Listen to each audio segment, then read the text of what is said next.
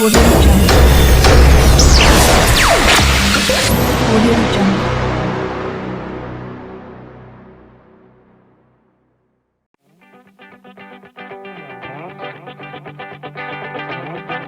So now coming to the single phase full bridge inverter.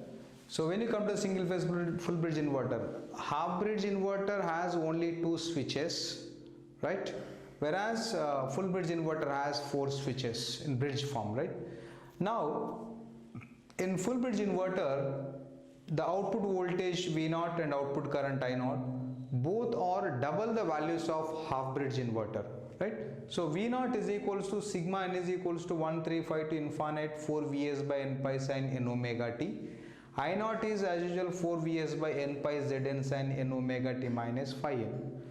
So now from this, what is the fundamental output RMS voltage? V0 1 RMS is equals to maximum by root 2, that is 2 root 2 by pi into Vs, 0.9 Vs.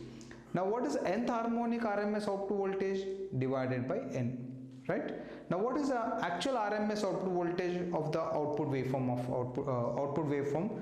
That is V0 RMS is equals to Vs. So these are all values multiplied with 2 of half bridge inverter values. Then but when you come to the distortion factor, don't multiply with the 2. Distortion factor is as usual 0.9 for the full bridge inverter also. Then total harmonic distortion also fixed, it is 48.4%, because the nature of output waveform still it is square wave, right? Don't consider the magnitude is only doubled, but nature is same, that is a square wave. For square wave, THD and distortion factor are same always, right? Now this is the general analysis of both half bridge and full bridge inverter. Now what is the Zn? I have already told, that is Zn is the load impedance of nth harmonic component. So how do we calculate Zn? Square root of R square plus n XL minus XC by n whole square. In general, what is the impedance, load impedance? Z is equals to R plus JX, right? In general, we can written as Z is equals to R plus JX. X means what? XL minus XC in general it is. But here we know that load, this is inductive reactance and capacitive reactance, both are depend on frequency, right? If frequency changes, definitely the values of XL, XC also change. So N is what? Harmonic component. Harmonic is multiple of frequency, right? Fine. So that is why Zn is equals to square root of R square plus n XL minus XC by n whole square. Then what is the phase angle phi n in the current expression? Tan inverse n XL minus XC by n divided by R. This is called load phase angle of nth harmonic component. Suppose if you want to calculate fundamental, substitute n is equals to 1. Third harmonic, substitute n is equals to 3 and so on, right?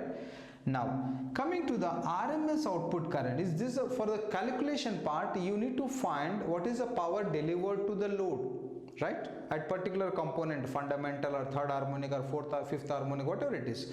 So in general standard, what is the nth harmonic RMS output? The RMS output current I0 is equals to V0 RMS by Z. So according to Ohm's law, I is equals to V by Z, simple, right? So V by Z, V is the output voltage by load impedance. Load voltage by load impedance is the load current. Then what is I0 RMS? That is square root of I0 1 square plus I0 3 square plus I0 5 square plus I0 7 square and so on, right? But don't take, this is not simple algebraic sum. Already according to the circuit theory, you have to write the RMS current is equals to at multiple frequencies square root of I1 square plus I3 square plus I5 square and so on, right? Now what is the power calculation? What is the power delivered to the load? Load power is P0. This is called load power, right? This is the load power which is delivered to the load circuit.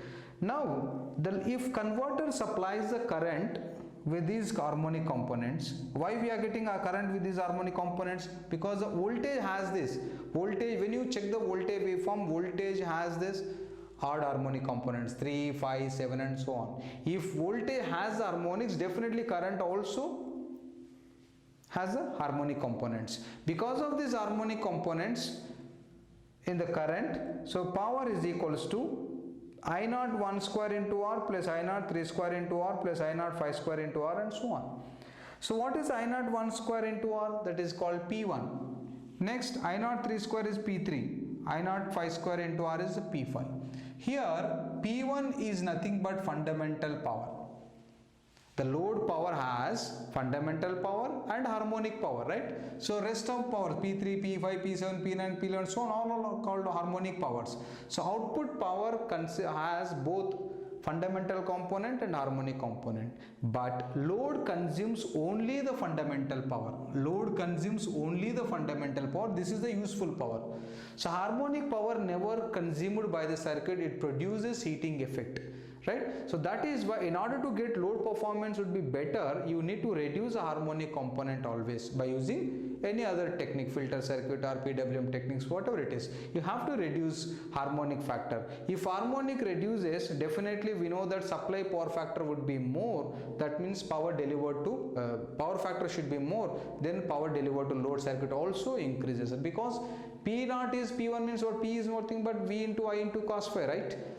Clear? So now keep it in mind, the fundamental power only consumed by the circuit, you have to increase this fundamental power by decreasing this harmonic power, right? So now this is a power case in the either it is half bridge or full bridge.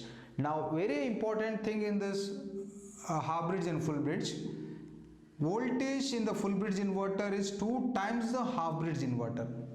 Voltage in full bridge inverter is 2 times the half bridge inverter.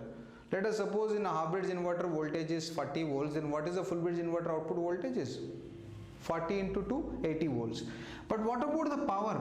Load power delivered to load in the full bridge inverter is 4 times the power delivered in the half bridge inverter. This is a very important thing, keep it in mind. These two are very important statements. So this is the analysis of single phase voltage source, half bridge as well as full bridge inverter circuits. So now let me talk about 3-phase bridge inverters. Basically 3-phase bridge inverters operates in 2 modes of operation. One is 180 degree mode, second one is 120 degree mode of operation, right? So here these are the key points, very important points in both the modes of operation of 3-phase bridge inverter. In this connection we are assuming the load in star form. The 3-phase converter is this is a 3-phase bridge inverter which is connected to star load. So this analysis for resistive load condition, examination point of view, the resistive load is the important thing. That is why I have taken only the resistive load, and this is the analysis of the bridge inverter with star connected resistive load, balanced load, right?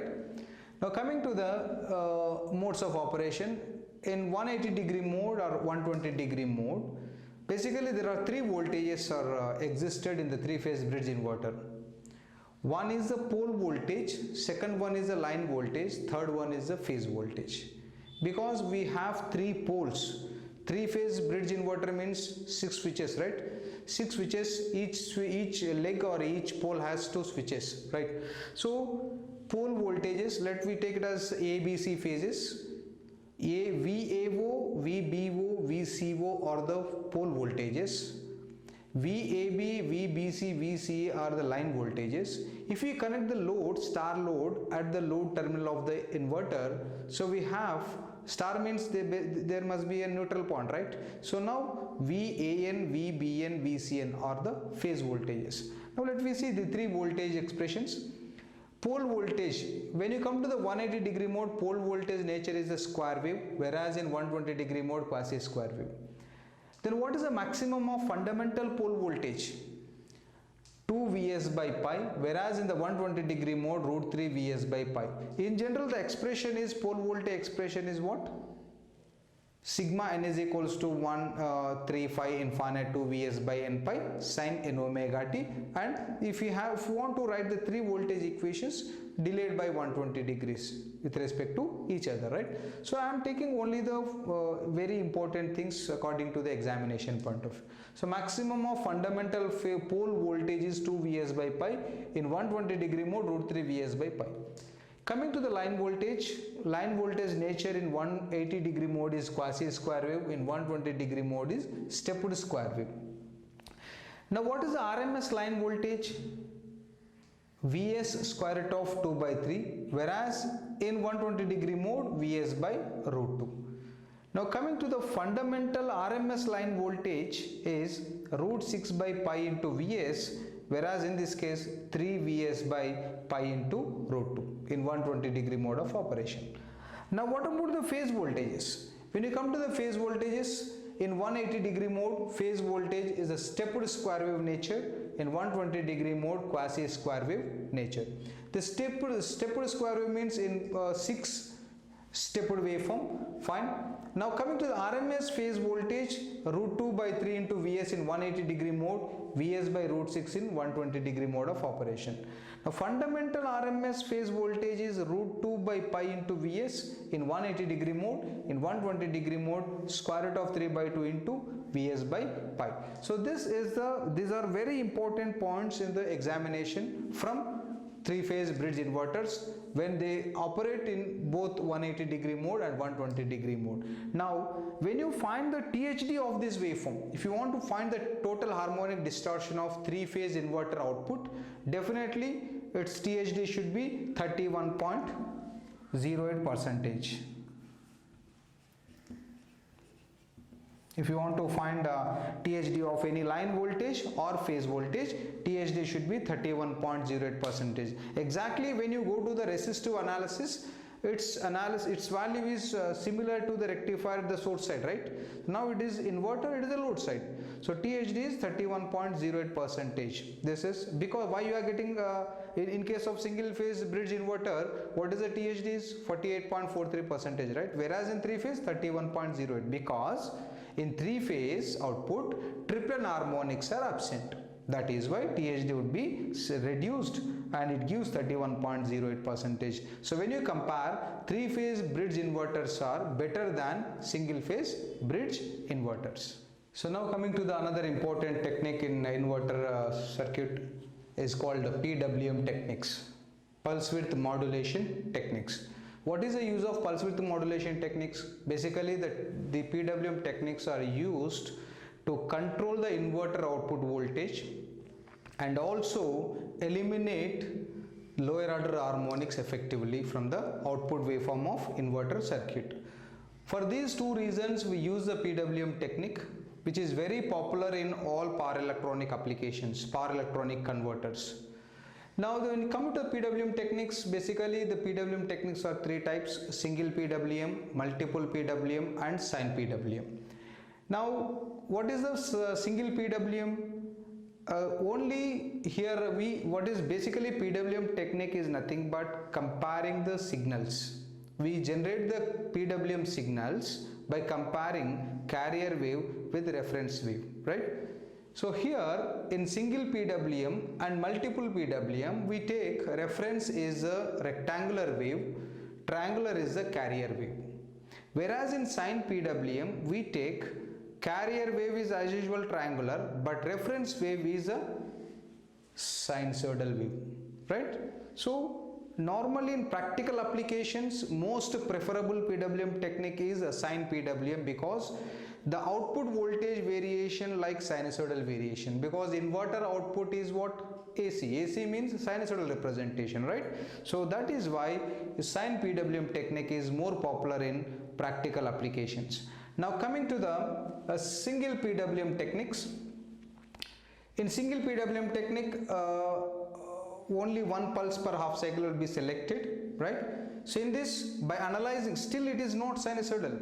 So apply the Fourier series to get the expressions. Now with this, fundamental RMS output voltage is 0.9 into Vs into sine D, and RMS output voltage is Vs into square root of 2D by pi, where 2D is called pulse width, required pulse width. We need to adjust the pulse width. By adjusting the pulse width, we can control the inverter output voltage. Without single PWM, normally without PWM technique, what is the output voltage of inverter? In full bridge I am talking, RMS output voltage is Vs, right? Which is uncontrolled. We get AC, a sinusoidal, square wave AC, but it is not controlled. It is uncontrolled output, AC output. In order to control your application, we should give the controlled AC input to the application. In order to get controlled output voltage of the inverter, apply the single PWM in this case. By this we get Vs into square root of 2d by pi. Adjust the pulse width minimum to maximum, then we get controlled output voltage. Then in this way, as I said already, PWM technique is not only used to control the output voltage, also used to eliminate the lower order harmonic effectively. So to eliminate nth harmonic, required pulse width is 2d is equals to 2 pi by n. Suppose if you want to eliminate third harmonic from the inverter output voltage, what is the required pulse width? 2 pi by 3 means 120 degrees. If you select pulse width is 120 degrees, then we can eliminate third harmonic component effectively. But in this method only one harmonic component can be eliminated. To avoid this problem, go with the multiple PWM. Multiple PWM means what? Is an extension of single PWM. In single PWM we select only one pulse per half cycle. This is a waveform, we get output waveform. This is a pulse width 2D. Whereas in multiple PWM technique we select multiple pulses, like I am taking 2 pulses with equal pulse widths. So this is a multiple PWM technique. So number of pulses should be selected based on this formula. Number of pulses per half cycle is carrier frequency divided by 2 into reference frequency, right? So with this we can select the number of pulses. Once you know the number of pulses, what is the each pulse width? 2d by n. Suppose if you select the 2 pulses, 2d by 2, that is a d. Each pulse width is what? D. Suppose this number of pulses 3, that is 2d by 3. So what is the each pulse width? That would be calculated with this expression, pi by n into 1 minus VR by VC, reference voltage magnitude, carrier voltage magnitude. Okay, right. So what is RMS output voltage? As usual, Vs into square root of n into a number of pulses n into 2d by each pulse width is 2d by n divided by pi. Again we get Vs into square root of 2d by pi. Fine. This is a multiple PWM technique. Now very important in the examination is the sine PWM technique. What is the sine PWM technique? In single PWM and multiple PWM, the pulses are generated by comparing the triangular wave with rectangular reference wave. Whereas in the sine PWM, signals will be generated by comparing high frequency carrier triangular wave with low frequency reference sine wave. So that is why the pulse widths are sinusoidally varies, so that we get output voltage also sinusoidal variation. Like, so let us, this is a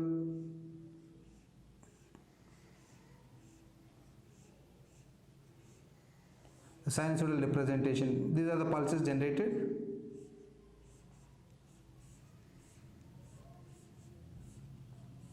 Like, so these two widths are same, these two widths are same, this is the middle one. And again these two widths are same, these two widths are same, middle one. So when you take the approximate, this is a sinusoidal variation, right? Pulse widths are sinusoidally varies, increases, decreases, increases, decreases. So the output voltage like similar to sinusoidal, so that this is very popular in practical application. When you come to the sine PWM, the number of pulses per half cycle again Fc by 2Fr and Fc by 2Fr minus 1. When it is Fc by 2Fr, when peak amplitude of carrier wave means triangular wave coincides with the zero of reference wave. What reference wave is what? Sinusoidal. Zero of reference wave, sine wave, then number of pulses would be Fc by 2Fr. If zero of carrier wave coincides with the zero of reference wave, then number of pulses per half cycle Fc by 2Fr minus 1. The first case, this is a sine wave, let us take. The carrier signal will be like this. So peak of carrier wave coincides with the zero of reference wave, number of pulses would be Fc by 2Fr. Whereas in the second case, carrier reference wave and carrier wave like. So zero of carrier wave coincides with the zero of reference wave, then number of pulses would be Fc by 2Fr minus 1. If you know the number of pulses, then we can calculate, right? Now, how do you calculate average output voltage of the inverter circuit with sine PWM? Very important formula in the examination. V01 maximum is fundamental component of maximum output voltage is MA into Vs. Vs is nothing but supply voltage. If it is full bridge inverter, that is a Vs. Suppose it is a half bridge inverter, voltage is what? Vs by 2. Fine. So MA is the modulation index, which is a control parameter in the inverter output voltage. By adjusting the modulation index, we can control the inverter output voltage. So what is the modulation index? Ratio of reference voltage to carrier voltage, means V control by V triangular. And also it can be defined in the frequency domain quantities. MF is a frequency, this is called amplitude modulation index, this is a frequency modulation index, that is FC by FR, carrier ratio of carrier frequency to reference frequency, right? So this is the sine PWM. Now coming to the examination point of view, earlier case, a single PWM is the most important thing, no questions from the multiple PWM. So earlier single PWM was a very important concept, but nowadays most of the questions are asking on based on the sine PWM technique. So that is why you must focus on sine PWM technique to solve the questions in the examinations. Very important. These are the formulas. You must remember in your mind these formulas are enough to find the solution of. If you know the voltage amplitudes, use this formula. Frequencies, use this formula to get the modulation index, and then find the required output voltage, right? So whether it is nth harmonic or fundamental component.